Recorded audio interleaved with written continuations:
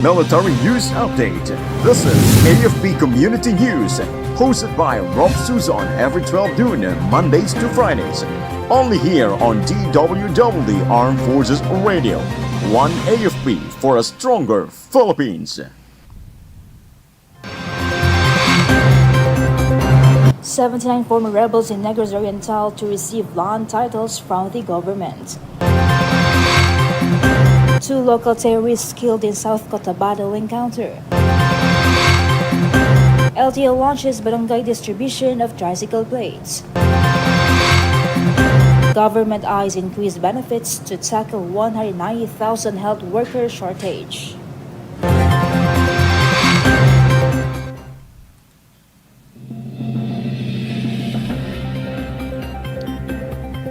Good day everyone, as well to our troops at Camp Emilio Ginaldo, Quezon City.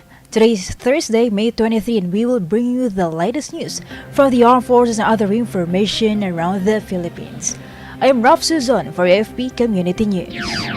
DWDD Armed Forces News. And for the brief overview of our stories, at least 79 former members of the Communist Party of the Philippines New People's Army in Negros Oriental will receive land titles from the government. According to the Department of Agrarian Reform, this initiative is part of the task force to end local communist armed conflict efforts to provide ex-rebels with decent housing and livelihood opportunities through communal farms.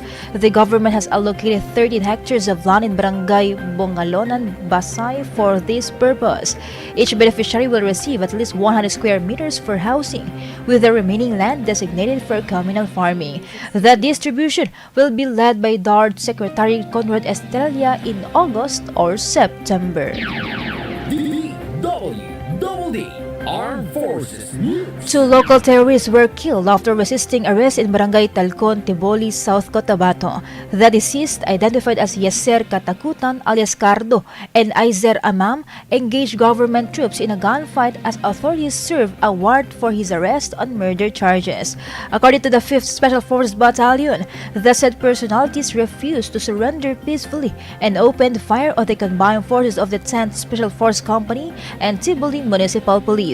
Moreover, the injured soldier and the suspects were rushed in the nearest hospital, where the suspects were declared dead on arrival. The soldier is in stable condition. Armed Forces Radio Report. On the other line, let us hear from Jimboy about 91st Infantry Battalion clashes with NPA in Aurora Province. The 91st Infantry Sinagtala Battalion engaged around 20 heavily armed members of a communist terrorist group in Barangay Toytoyan, Dipakulaw, Town, Aurora Province. The operation, led by 2nd Lieutenant Chandler Birdseller of the 7th Infantry Division, followed a tip from local residents about armed men threatening villagers and demanding foods. The troops encountered the armed men, identifying them as members of the committing Rehiyon sa Gitnang Luzon. 91st IB Commander Lieutenant Colonel Aris Quinto stated the encounter prevented the group attempt to regain control in the remote area. However, he condemned the NPA's use of civilians as human shield during the firefighting. This is Jimboy reporting for AFP Community News, one AFP for a stronger Philippines. Thank you so much, Jimboy. DWDD Armed Forces News. Troops of the 29th Infantry Battalion and 16th Infantry Battalion successfully neutralized 2 high-ranking leaders and another member of the communist terrorist group in separate encounters in Habonga, Agusan del Norte and Gingoog City, Misamis Oriental. The 16th Infantry Battalion acted on information regarding the presence of CTGs in Barangay Balason, Gingoog City. An armored encounter with a sub-regional center de Gravedad, MTJ Eagles ensued, resulting in the deaths of Zaldi Galamito alias Shaggy Poldo and John Ayuma Ramos alias Erbing, both high-ranking members of the CTG. Moreover, a CTG member identified as Berto Dayong alias Saddam Janel was also killed in an encounter in Habonga, Agusan del Norte by troops of 29th Infantry Battalion. Major General Jose Maria Cuerpo II, the commander of 4th Infantry Division, commended the troops for swiftly responding to citizen reports, preventing the CTGs from conducting atrocities. DWDD Armed Forces News. The Philippines and India have decided to cancel the scheduled passing exercise of their warships in Philippine territorial waters.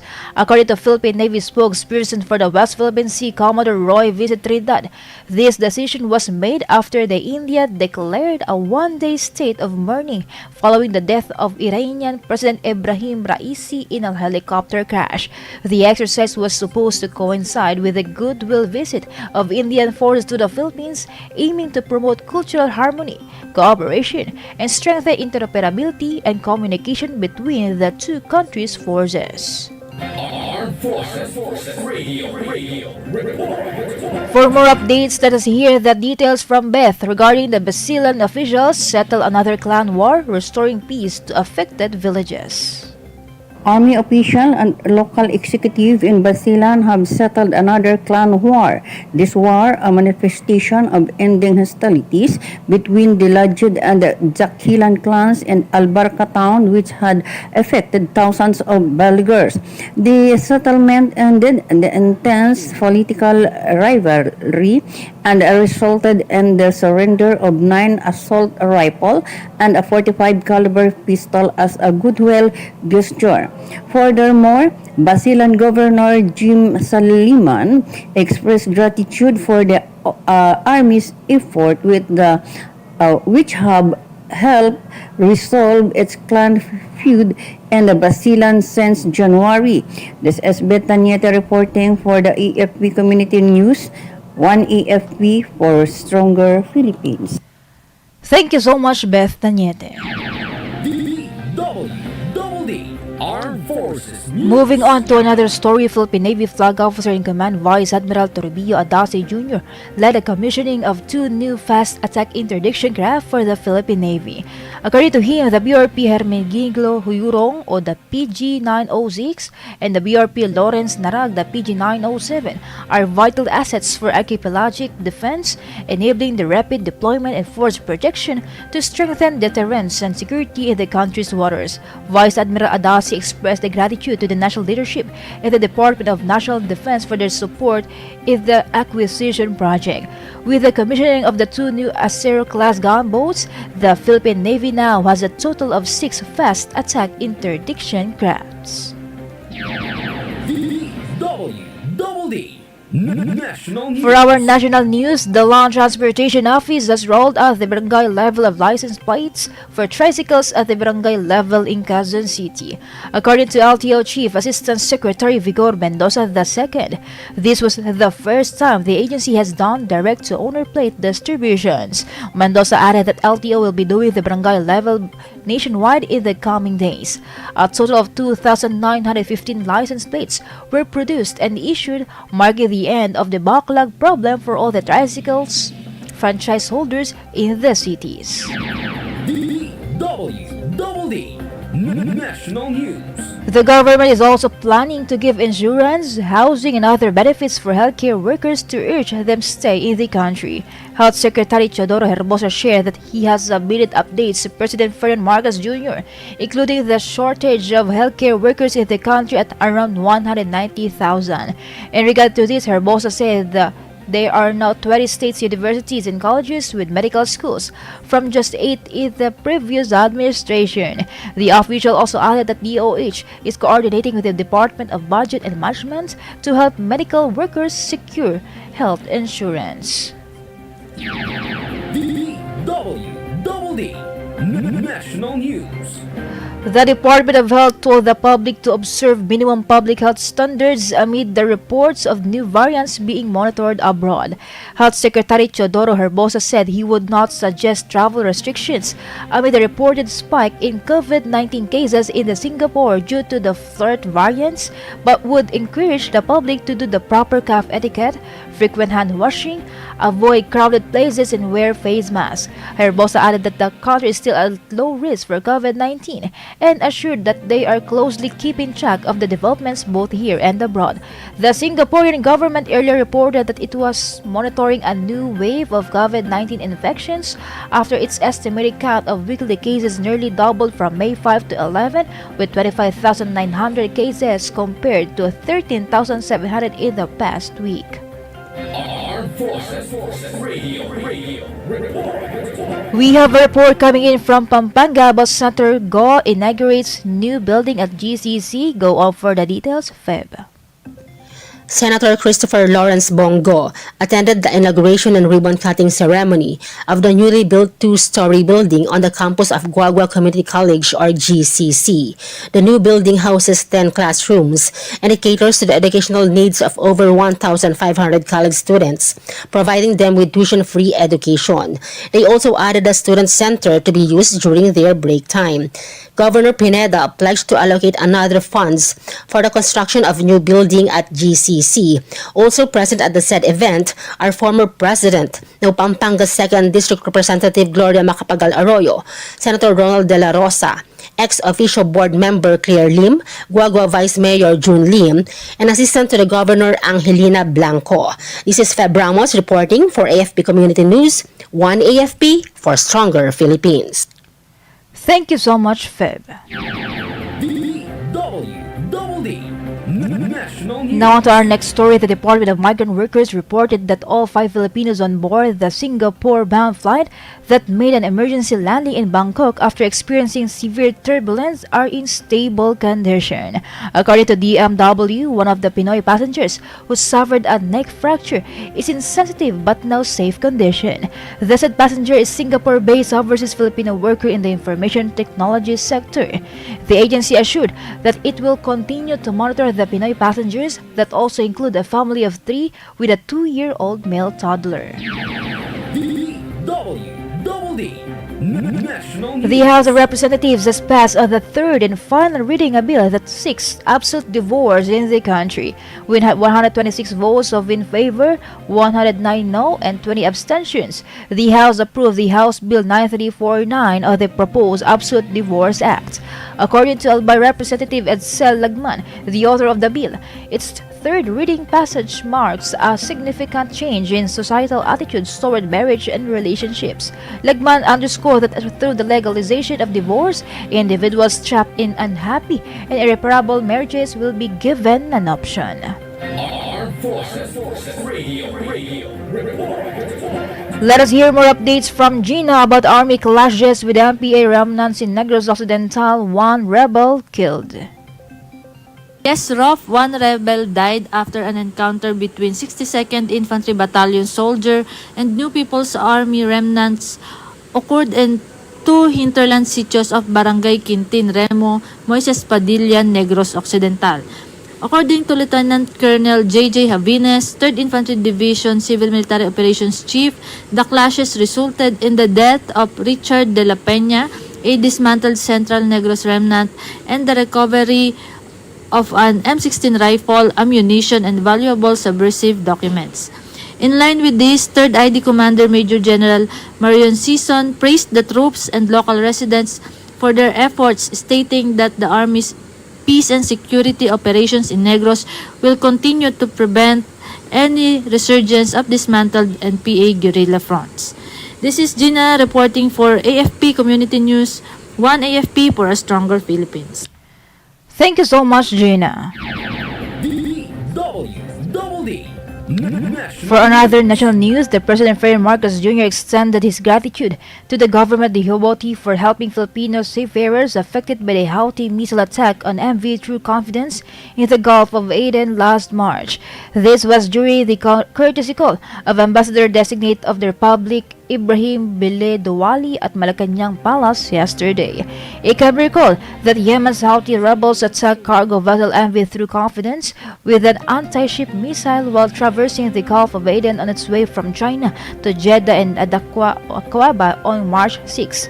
The victims included 30 Filipinos were rescued by the Indian Navy and brought to a hospital in Djibouti on the Horn of Africa where they recovered. DWDD National News. Her Majesty Queen Maxima of the Netherlands, as the United Nations Secretary General's Special Advocate for Inclusive Finance for Development, has pledged to support inclusive finance and financial health efforts in the Philippines. Queen Maxima made the pronouncement during her courtesy call to President Ferdinand Marcos Jr. at the Malacanang Palace as part of her 3-day visit. According to the Presidential Communications Office, the Queen's visit focuses on advancing key foundational building blocks for financial inclusion, such as connectivity, cybersecurity, digitization, and interoperable payments, as well as how to help Filipino improve their financial health and build resilience to economic and climate shocks. Armed Forces Radio Report. Now let us hear from our reporter on the ground for more updates about 14th IB joins Project Mian, facilitates free services in municipality of Silago. Go on for the details, Leonor. 14th Infantry Battalion actively participated in Project Mian or Moving Initiatives and Actions near at Silago Southern Leyte yesterday. Alongside other agencies, the activity aimed to deliver free services and benefits directly to Southern Leyteños. Residents benefited from various services including medical checkups, dental services, medicines, legal consultations, and more. The program's objectives was to provide assistance closer to residents, disregarding the need to travel to the provincial capital. And this is Leonor Tanap reporting for AFP Community News, 1 AFP for Stronger Philippines. Thank you so much, Leonor. DWDD National News. In other developments, cybersecurity and data protection professionals representing the Association of Southeast Asian Nations in Japan encourage concerned government and private sectors organization for a collaboration to address cyber threats that are threatening the region's critical information infrastructure and its citizens' personal information. The appeal for a stronger public-private partners was made amid the heightening territorial disputes in the region that coincides with the rise in the number of advanced persistent threats supposedly targeting the government agencies and private companies in the ASEAN zone. In the ASEAN-Japan Cybersecurity Technical Working Group joint meeting in Siem Reap, Cambodia, delegates expressed interest in establishing a responsive and proactive initiatives that will protect the region from global and local cyber threats. Moreover, the Philippine delegation came from the Computer Emergency Response Team and the National Association of Data Protection Officers of the Philippines. DWDD National Justice Secretary Jesus Remulla ordered prosecutors to fast-track the prosecution of Thomas Gordon Quinn, who is facing charges of drug possession and use of fictitious name. O'Quinn is subject of a red notice by the International Criminal Police Organization for conspiracy to possess, export, and distribute illegal substances into the United States with a penalty of life imprisonment. Remulla said he has given directives for a swift prosecution to the fullest extent of the law, as the country doesn't want no part of international fugitives. The Canadian who uses the aliases James Toby Martin, Robert Wagner, Steve Wilson, Ryan Brooke, Steve McDonald, and Jay McCallan was arrested last May 16 in the spa in Tagaytay City by the Bureau of Immigration. Armed Forces Radio Report. For other updates, let us hear the details about 14 former rebels complete educational through alternative learning system. Go ahead, Ange. 14 former rebels, known as Friends Rescued, successfully completed their elementary and junior high education through the alternative learning system in Paquibatu District, Davao City.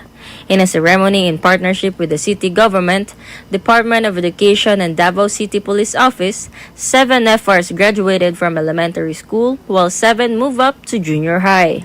Each completer received a certificate from Police Station 7 ALS Community Learning Center, acknowledging their fulfillment of educational requirements. Furthermore, the FRs were temporarily detained at the police station while awaiting legal decisions. This is Ange reporting for AFP Community News. 1 AFP for a stronger Philippines. Thank you so much, Ange. Armed Forces Radio Report. Let us hear more of details at the station. Let us hear from Mitch about former VASCOM Chief Vice Admiral Alberto Carlos denies forging any secret deals with Chinese diplomats. Former Chief of the Western Command in Palawan, Vice Admiral Alberto Carlos, vehemently refuted allegations of forging agreements with the Chinese embassy in Manila concerning the management of tensions in Ayungin Shoal. Speaking at a Senate hearing, Vice Admiral Carlos emphasized that he did not engage in any binding agreements that would alter foreign policy. He underscored his commitment to the nation's interests, asserting unity among frontline personnel and government agencies involved in rotation and resupply missions in the West Philippine Sea. Despite being replaced as Westcom chief, Vice Admiral Carlos affirmed his loyalty to the Philippines, urging support for those safeguarding the nation's maritime territory. This marks Vice Admiral Carlos' first public statement since the controversy emerged, reiterating his dedication to the serving Filipino people. And that's the latest update. This is Mitch reporting for AFP Community News. One AFP for a stronger Philippines. Thank you so much, Former Mitch. Chief DWDD National News. The Philippine Atmospheric, Geophysical and Astronomical Services Administration said that the country will continue to experience fair weather with isolated rain showers. According to Pag-asa, the low-pressure area is still far and is yet to affect the Philippines. Based on its monitoring, the cloud cluster that developed into an LPA on Wednesday was last checked at 1,080 kilometers east of southeastern Mindanao, outside the Philippine area of responsibility. The State Weather Bureau said it is possible to enter power today and head towards eastern Visayas and the eastern section of Luzon. DWDD Armed Forces. And that's all for today's broadcast. Thank you so much for joining us, especially to our audience in our Facebook page, AFP Radio DWDD. Don't forget to tune in tomorrow for more updates, same time and same station. Again, this is Ralph Susan for AFP Community News, one AFP for a stronger Philippines. Ito ang DWDD 1134 kHz AM. Balita, impormasyon at musika. Ito ang DWDD AFP Radio. Boses ng Kawal Pilipino.